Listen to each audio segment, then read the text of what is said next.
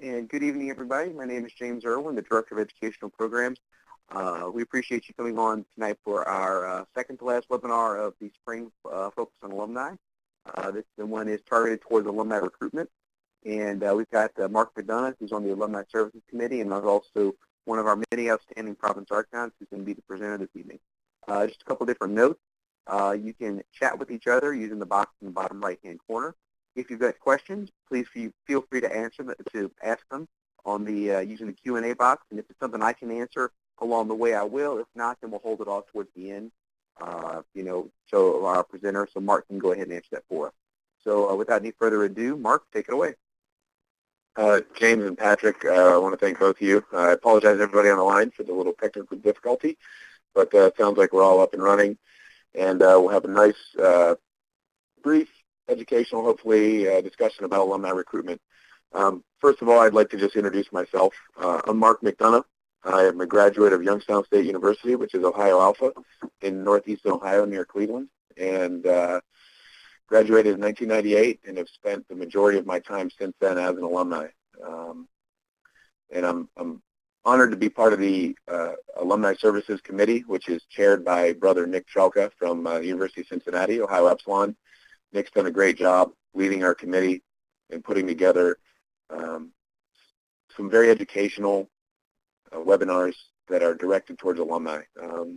As it should be, most of the educational opportunities in our fraternity are for the undergraduates, but Nick and I and the committee feel it's very important to focus on alumni as well, because as, and I'll point you in the direction of our SAE Editor YouTube channel.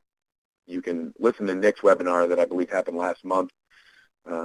All the slides and the recording is online. If you haven't listened to it, feel free to jump on there. But as he touched upon in that, you'll spend a great portion of your life as an alumni. While the most fun and enriching and growth period is probably your undergraduate portion, but that's 4 or 4+ years, and then the rest of your 60+ years of your life hopefully is as an alumni. So as a volunteer, I know the struggles with getting folks to help me and to find quality guys that want to volunteer for the right reasons. So that's what we're talking about tonight, is recruiting the good alumni, building the right way. Nick Trelka's webinar that's online was about best practices for alumni associations. So while I'll probably touch upon a little bit of that, I do again point you in the direction of looking into Nick's webinar for just some best practices. Tonight we'll just try to focus on alumni recruitment. The first step is you need to think about when you're recruiting, and again, we're from small schools, large schools, state schools, private schools, all across the country, East Coast, West Coast, down south, up in the Rust Belt where I'm from. So there's no, silver bullet. There's no exact way to recruit alumni and get people to grow. But when you're doing it, whether you're building out an existing alumni association or starting an alumni advisory board or kind of redigging out something that's been dead for a few years, you need to focus on what your intended outcomes are for your alumni group, be it an advisory board or a province council or your alumni association. What you need to do first is determine your need. Are you a chapter alumni association? Do you just want to help out your own chapter, or do you live in a new area and there's no alumni group? Determine what your need is. Do you want to start something small? Do you want to grow something that's already big? So you want to look at finding a need and not just saying, hey, let's get some alumni together to volunteer. Again, the second bullet point, identify reasons alumni brothers volunteer. Some people have the natural zeal to volunteer their entire life for SAE. Some people would do it if they were asked, and some people would do it if they were sort of egged on a little bit. So you need to think about the reasons in your particular area, why some of the peers you look up to as alumni, why they volunteer, and why you think yourself and maybe your friends and people you graduated with would volunteer along with you. You need to utilize tools that are available to find alumni. There are multifaceted, and we'll talk about some of them tonight, ways via phone and internet and text and email, and there's a dozen or more ways that you can locate available alumni. and we'll talk about that a little bit. You also want to fit alumni into a role that fits their skills and availability. And what that means is some guys will have more time to give, some might have families, some might have a lot of professional commitments. You need to think about fitting people into their proper role and not just carte blanche asking people to volunteer and donate a lot of time. And then you need to practice using a lot of different tools to communicate with alumni. So that's just sort of some of the things we'll talk about and the intended outcomes throughout our webinar tonight. Next, I want to talk about why volunteer. Why do I spend my free time volunteering for SAE? Why do some of the people you work with or yourself, why do they do it? These are just some of the bullet points. Some people like the social aspect. They love the fraternity. They like the brotherhood and the friendship. And when they graduate school, they don't want that to end. Some people want to give back. You know, there's individuals that were alumni when I was an undergraduate that motivated me and changed me and made me who I am, and I'd like to do that for somebody else one day. Maybe I moved to a new area. You know, I'm from Ohio, and I moved to California or Texas. Don't know people, might want to just connect with new people. You might have a special talent, a profession, or a skill that would be beneficial for your fellow alumni, maybe the local undergraduate chapter. Possibly the undergraduate chapter needs help or support. You know, they might have issues or have opportunities for growth or change that you can help facilitate. You might want to improve housing safety. Maybe you have a specialty or a desire for making sure the SAE chapter near you or in your region that they have safe housing and fireproofing and all those things. Or potentially the ritual touched your heart. Like many of us that volunteer for a long period of time, it means a lot, and you want to keep that alive. So there's a multitude of reasons, and you'll find that for every alumni that you reach out and talk to, they'll probably have a different reason than yourself. Any one of these. Some people want to kind of have fun and socialize. Some people might want to network for professional reasons. Some people might want to give back. They just want to help chapters and not really deal with alumni. You know, there's various means and methods and reasons that people will volunteer. When you talk about that, I think an important aspect to discuss as well is why do volunteers quit? I certainly have seen my fair share of folks that have stepped in, volunteered for a short period of time, and either fade away or quit. And there's a continual flow of reasons that people quit. And some of them, as this slide indicates, are frustrations with undergrad chapters, probations and suspensions and risk management issues. That can be very frustrating for somebody that wants to donate and volunteer time, but if the chapter is difficult, that can be very frustrating and lead people away. Some of the older brothers of ours, they were used to the record, and then, believe it or not, it's a little bit of a touch point. They don't understand why they might not get the record anymore. Our national office and the FSC has done a very good job of explaining why people should get the record. There's so many ways you can get to it, but when they're not communicated to and they don't have that, you know, quarterly outreach or monthly outreach of anybody, they can be turned away.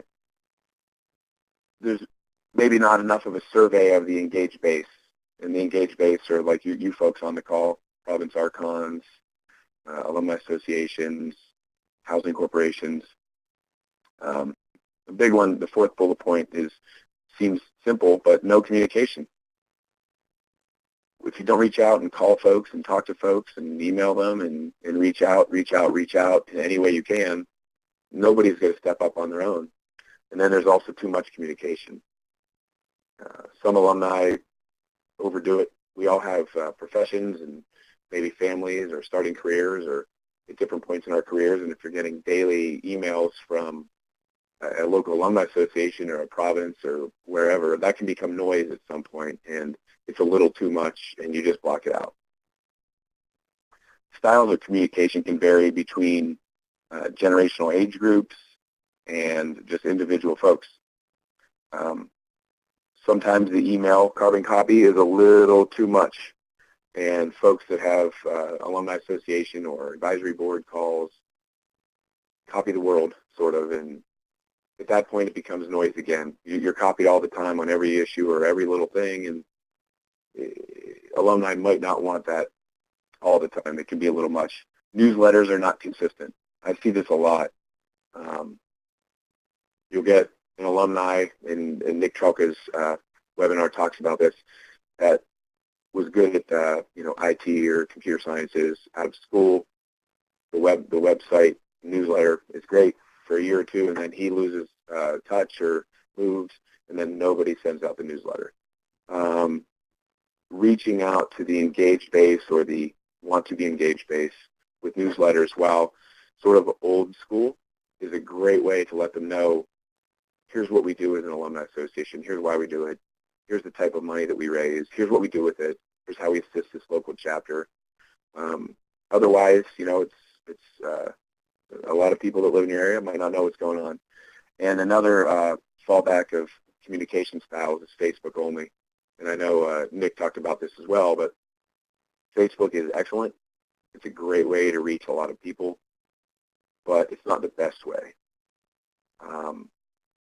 Again, Facebook, some people check it every day. Some people have their smartphone. They're on it all the time. Maybe some of your older alumni brothers, they might be on it once a week or once a month and don't really pay attention to posts. So Facebook only can be an issue with why people, if that's the only communication they get, they might not get all the information they need.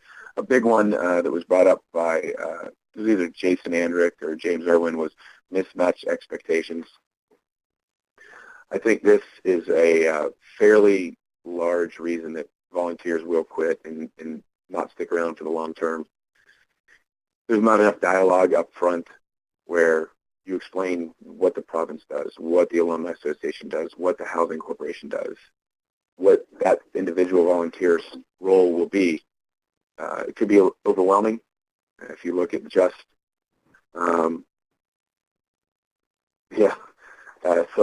somebody posted on the chat to don't ask them for money the first time. That's a great one.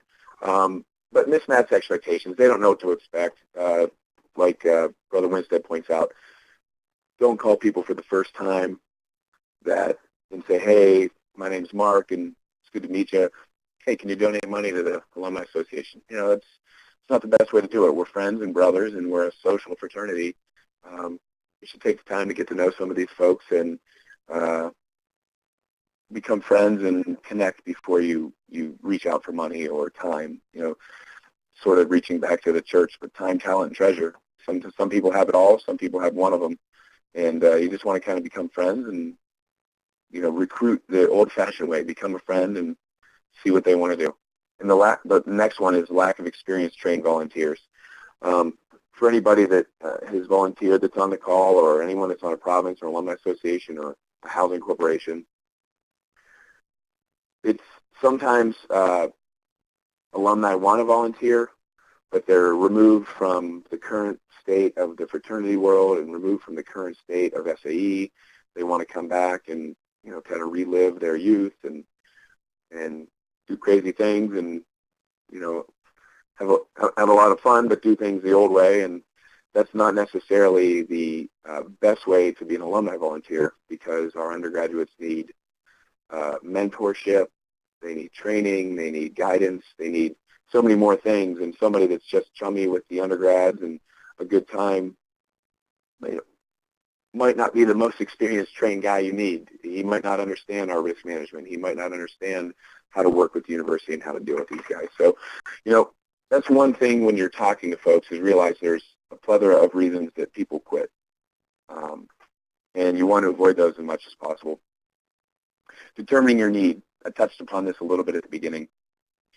If you're starting an alumni association, or you're starting a future Phoenix Colony Alumni Association to gather support alumni before a chapter reopens, or you have an existing good alumni association and just want to make it greater, you need to determine your needs, just like at work. You normally plan your work your plan.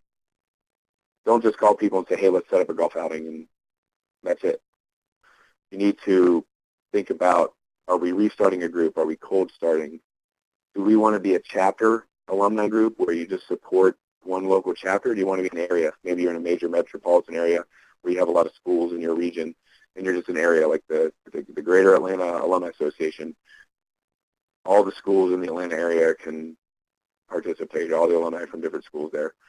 Do you need better professional networking? Do you have a golf outing and it's sort of just a social thing and you want to provide that next level of professional networking to support the alumni? Do you want to just socialize, or do you want to have your group and have a philanthropic outlet? So just like work or just like any project you would take on, you need to determine your needs before you start or before you take on the endeavor of changing your group or starting a group. Again, as James is saying on the chat window, if you have any questions, feel free to ask in the Q&A section, and I can address those as we go. And just to talk about some numbers, and I think it's important because sometimes as SAEs, we just assume, we're the biggest, and we all think we're the best, obviously. But if you think of some of the volume of numbers, we have 184,000 plus living alumni. We have over 200 alumni associations.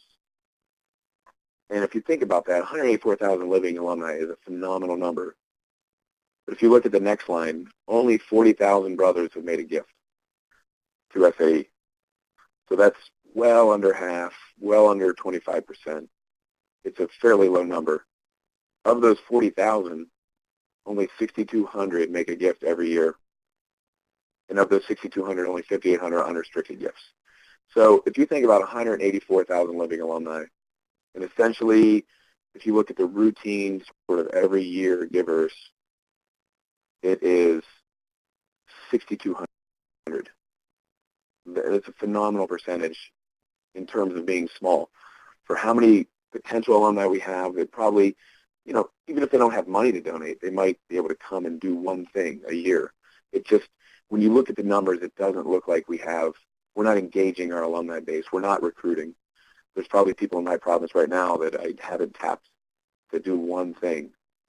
And if you look at the official family, there's 51 official family, 20 past ESAs and ESRs, 135 committee members, and 1,000 chapter and alumni advisors, and 183. So we're still a phenomenally small percentage of volunteers. Now, these numbers don't capture, my chapter, Ohio Alpha. There's one advisor, one alumni association president, but there's probably 10 people that volunteer. So while our numbers, they're good to look at, they're not capturing everything, but they certainly, as a group, we are just not keeping SAEs after graduation. It's just clear. 6,200 who routinely make a financial gift out of 184,000 is, it's sad. It's kind of low, and it's not like financial donations is the only thing you can do, but, we need to engage people. Part of the, like James says, part of the challenge is to engage alumni means that usually a person recruiting alum needs to be organized and think about what you're asking for, which is what I'm talking about. You need to understand why you're asking someone. You can't call someone that you might not know well and say, hey, how you doing? Do you want to be on my province council? He doesn't know what you do. He doesn't know why you do it. He may or may not be good at it. And, James also added to the chat, donations can be $25 a year. We're not talking about $1 million donations. We're talking about anything. But we'll step into finding alumni. One of the best, in my opinion, one of the best assets of alumni volunteer life is our Fraternity Service Center staff. James and Brandon and all the regional directors and Darren and Jason and Andrew, they're phenomenal staff. They're one of the best resources to go to, and I think they might not agree, but I think they're underused. I think we can use them phenomenally more than we do. They always respond. They're always great. They'll always connect people. So that's one of the best places to start. When you're in an area and you want to grow or start, contact the FSC. They can run different databases. They can get you people from particular chapters or people in particular zip codes or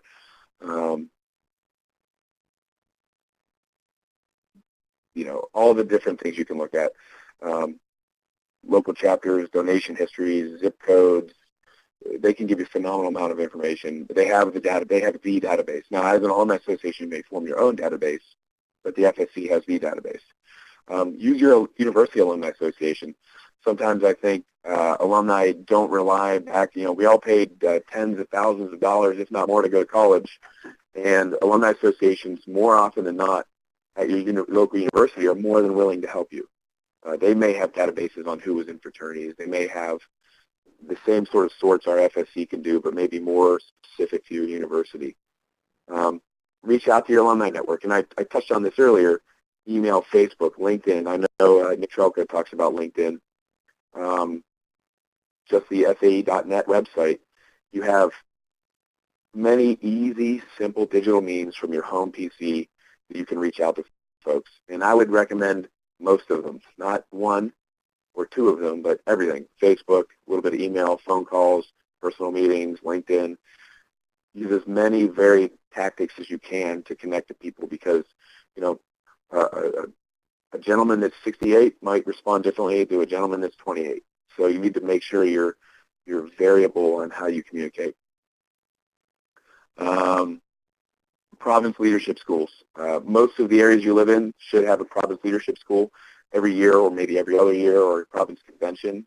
You can go to SAE.net, find out who your province archon is, ask them when the next meeting is or the next social gathering or the next province leadership school, and just show up and ask people to come so they can see what you do. You can have a social. You can, have a meet and greet at a bar or get a few guys together just to play around the golf. It doesn't have to be a major golf outing. Where I live, we have the Greater Cleveland Alumni Association and a lot of schools in Northeast Ohio. And one night I was out and I ran into a couple guys from a local university, and we found out we have like a whole group of alumni just on this, we call it the I-480 golf outing, the local interstate by us. And there's just a tremendous amount of SAEs from different schools, and we're just going to play golf this summer. It's not going to be no pay-ins, no prizes, no nothing. We're just going to get guys together and golf. You need to find the right blend for your city, your school, or your area, and for what your own level of volunteering is. And another big one, I think that is untapped potential, are the actual undergraduates. Look at the juniors and seniors. These guys are the motivated brothers. They're the purple and gold Phi Alpha juice in their blood is pumping strong. They're living the SAE life every day. And we need to do a better job at telling these guys, hey, when you graduate, you can help with this, you can do this, and start recruiting when, especially if you're cold starting an alumni group, start recruiting with undergraduates, because in a year or two, the juniors and seniors should be alumni, and they're your most motivated. They're young. More than likely, they're not married yet, or have a tremendous amount of business responsibilities, and a little more flexible and easy to work with. So tapping our undergraduates before they graduate and queuing them up to be great alumni is a real good resource instead of pulling in a bunch of older folks already. You need to find the right fit for your volunteers. I touched on this earlier. If you're a busy person, let's say a guy, he's got a family, young kids, got a busy job, he probably doesn't have a lot of time to give. You can give them right-sized opportunities as an alumni. He can mentor an officer at a local chapter, one officer. Maybe he's an accountant. Have him talk to the treasurer of a local chapter once a month. That's it. 30-minute, 45-minute phone call, maybe a lunch, maybe take him to dinner. Ask a volunteer to just, hey, can you pop in at a meeting once a month or once every other month? Just show up at a chapter meeting. Golf at an outing. Bring food to homecoming. Say, hey, I know you can't come to meetings and you can't attend the 4 or 5 events we do a year. Can you bring, pasta salad to the homecoming event? Sit in on initiation. Our ritual is the only thing that separates us from other fraternities.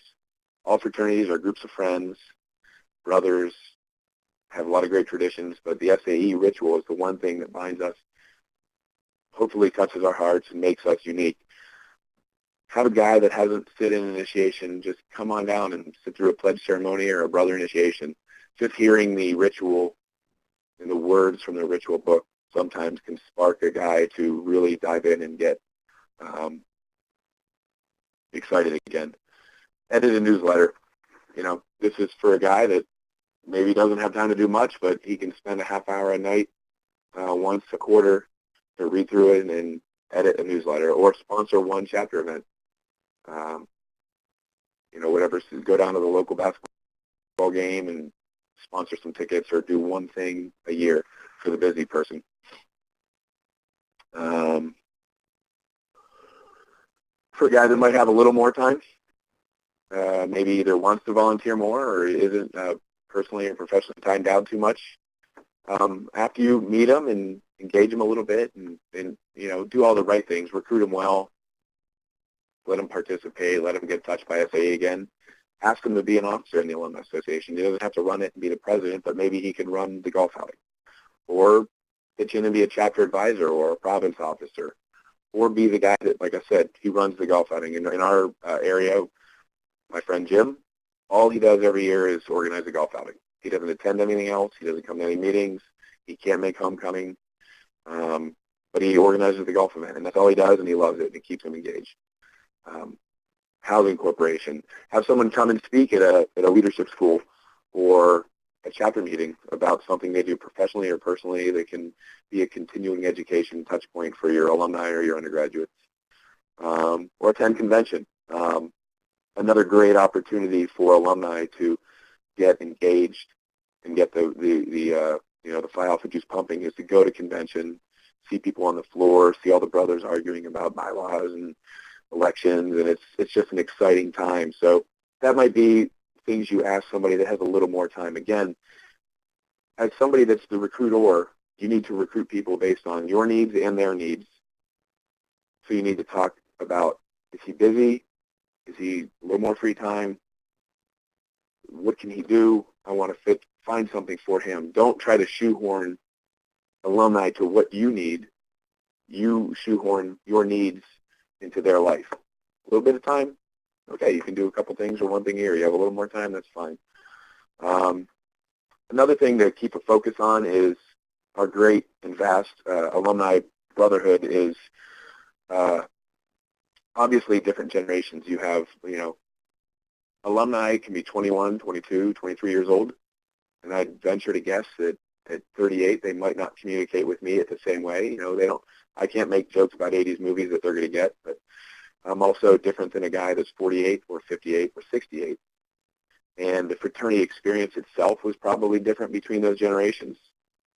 And the way you communicate and talk to and the expectations, again, right-sizing your expectations is a good thing when you're dealing with, if you have a vast group of different age groups. And Chris Hallam, I'll also recommend next month's webinar from the Alumni Services Committee will be given by my friend Chris Hallam. And so I'm just going to touch on what he's talking about, but he has a whole webinar geared towards how do you communicate between age groups in SAE. But just to touch, I took this off Chris. Fraternity men feel that everything is an expression of their individuality. This is dealing with young undergraduates or younger alumni. Feedback needs to be constructive and sensitive and can result in tears and resignation.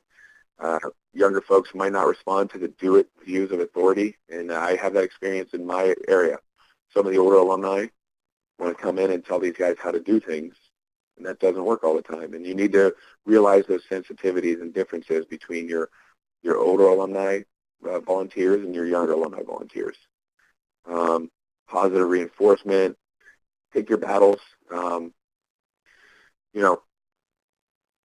Like I said, everybody has their own level of what they can do.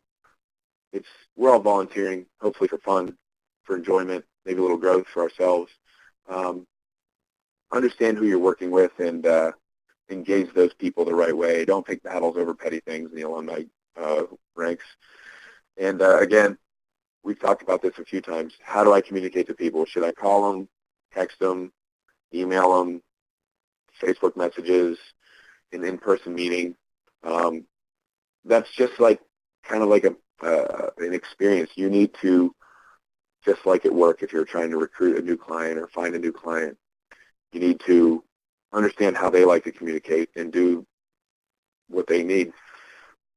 Some folks want phone calls. Some people check email every second of the day on their Android or iPhone, and some people text and Facebook. you need to find the right blend. Again, I've talked about that a few times, but you need to kind of right-size what you want to do. And this steps way back to have a plan, understand what you need before you start moving forward and trying to recruit people. You know, plan your work your plan. Determine what you want as an alumni group, what you need. Do you want socialization? Do you want to support a chapter? Do you want to provide continuing education? Do you just want professional networking? Maybe everything, but plan that out, write it down, and then start finding pieces that fit for each and every one of those roles. I touched on this too. Hook them early and start small. A few of my chapters in my province have wanted to grow an alumni advisory board or start doing alumni association events, and they want to have a Christmas party, a homecoming event, a Founders Day event, a golf outing, everything that maybe some more mature alumni groups do. And I really recommend against that. Start small. Pick an event. Make it good. Hook them early. Again, talk to your juniors and seniors. Find someone, either yourself or one of your friends or one of your own generational alumni that's good at working with and connecting with younger guys. Have them start talking about alumni association and alumni events while they're in the chapter. Another, unfortunately overlooked part of our ritual is the graduation ritual that we have. It's a beautiful ritual. It's short and brief and easy to do. And it's one of those things that connects a young man that's 18 to 21 years old, right around 21 when he graduates. It tells him when he's leaving the ranks of the undergraduates that it's important that you still have our ritual and you're still a brother and you don't just walk away and show up every 5 years in a homecoming event. It's a nice ritual. It's what separates us. It connects them to the alumni. Gather an interest group well in the advance of an event. Don't send out a blast and say, hey, we're having a golf outing or a holiday party. Get a small group of people. This is, simple logistics. We did it in the chapters with committees when we were all undergraduates. Start small. Get a small interest group. Because more people, when they have ideas together about an event, will be able to piece something together that's valuable and exciting and fun. Get one event planned. Again, start small. Don't plan a year's worth of things, or if you already do a couple events, don't add 4 events. Pick one thing, do it well, make it valuable, respect your volunteer's time. There's nothing worse than getting a volunteer that comes out and shows up to a dud of an event, or an event that's not organized, or an event that just turns into disorganization. Get one event planned. Don't overwhelm people too much. Again, don't try to do everything all at once. And building small, motivated teams are typically more focused. Avoid burnout a little bit. Don't get 20 people trying to do one event.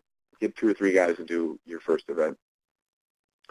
And the last point on this slide is something that I would challenge myself to and anybody on the call to is,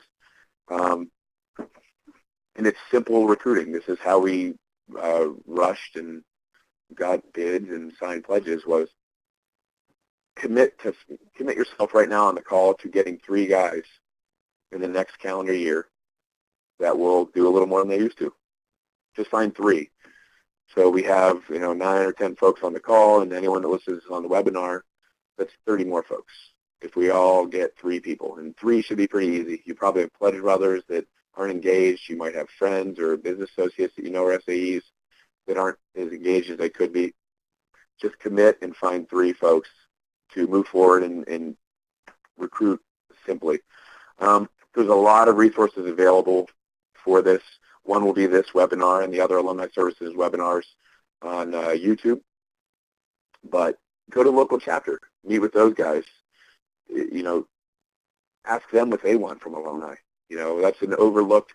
Sometimes as alumni we think, well, we know the right way to do everything. We know what, because we're older and we're more mature and we've a little more life experience. But go to the chapter and ask them, hey, what do you want from alumni? Be friends with them. Go down and ask them what they want. Maybe what they want and need is something that you didn't think your alumni association would provide or your alumni group would provide. Ride shotgun on a couple of neighboring alumni association events. If you're in one chapter and there's a school 20 miles away and they do a couple events, attend their events and maybe bring a friend and see how they do things to kind of job shadow what they do. Call your province Archon and your province council. Hopefully you have a council, not just an Archon, but some of us just have, one-man operations. But look them up online. Give them an email. I guarantee there's no province Archons out there that won't talk to you and tell you, hey, this works great, these schools, and we could use some support here. Again, can't give enough credit to our excellent fraternity service center staff, the FSC, the regional directors and the staff in Chicago are top-notch. They're great people to work with. They are responsive and intelligent and will do anything they can to help you be successful. Go to SAE.net. Again, the webinar series is online for the undergraduates and the alumni. Listen to them all. If you haven't dialed in, listen to them all. You might get some ideas or hear some things that engage you and give you different ideas.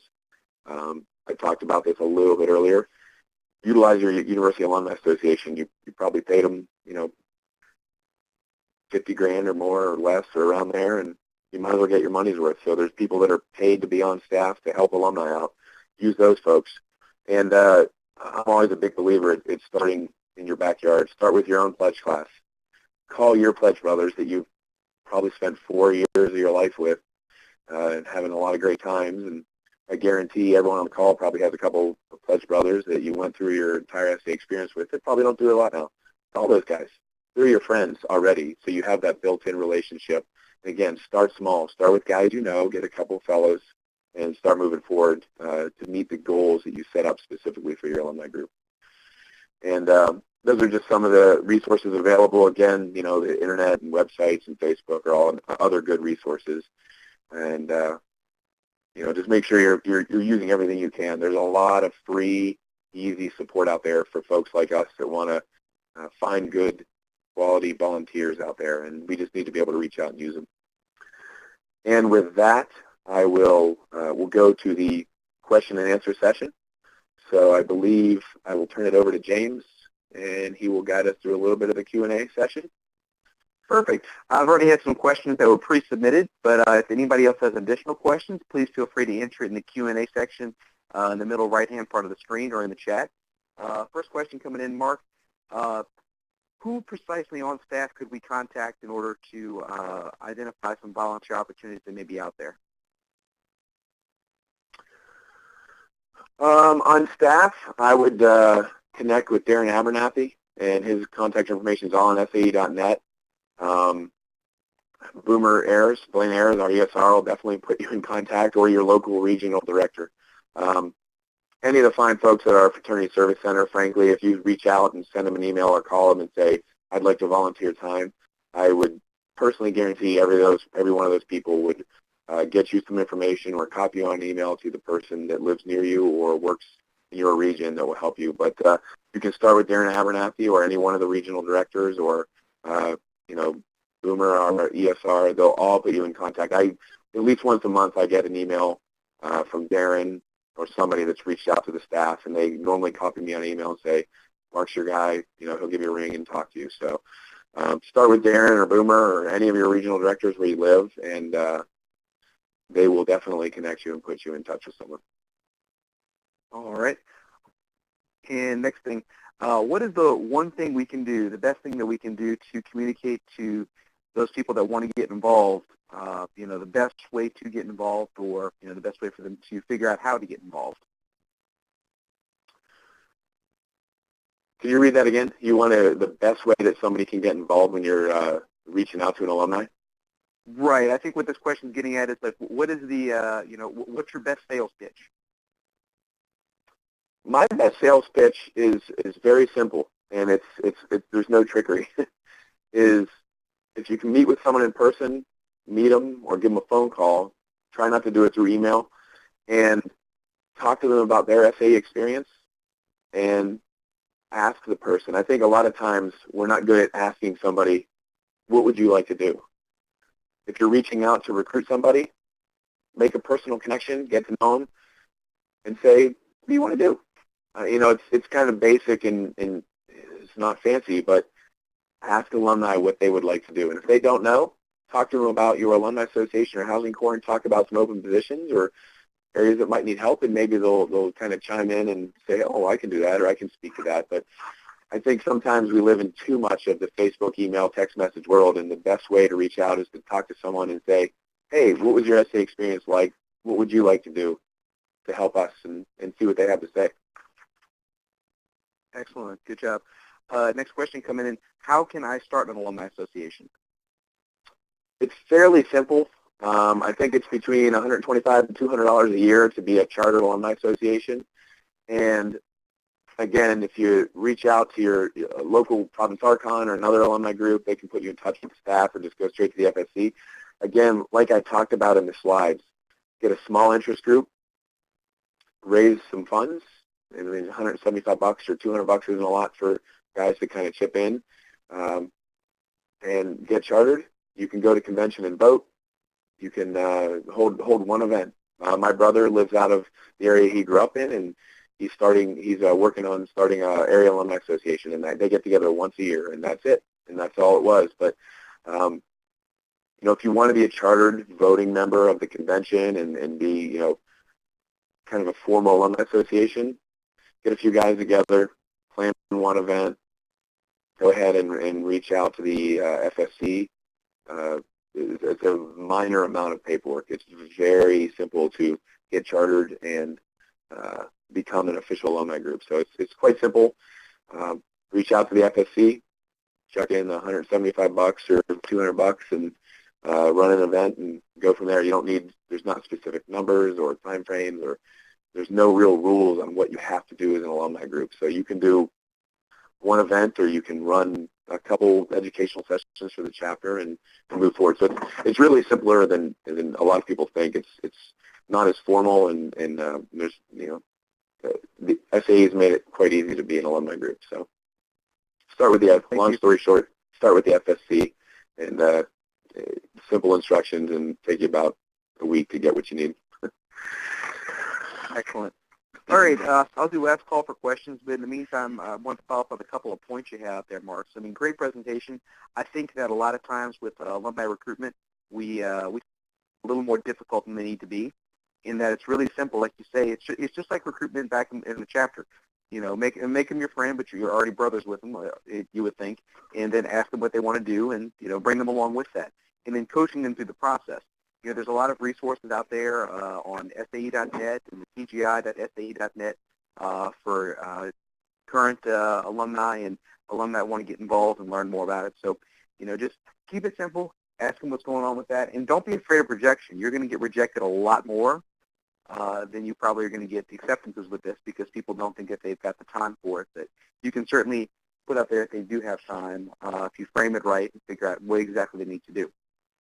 So, and again, just like Mark said, all the staff, myself included, Patrick Stiff, Aaron Abernathy, your regional directors, we're all out there, and you just got to ask us.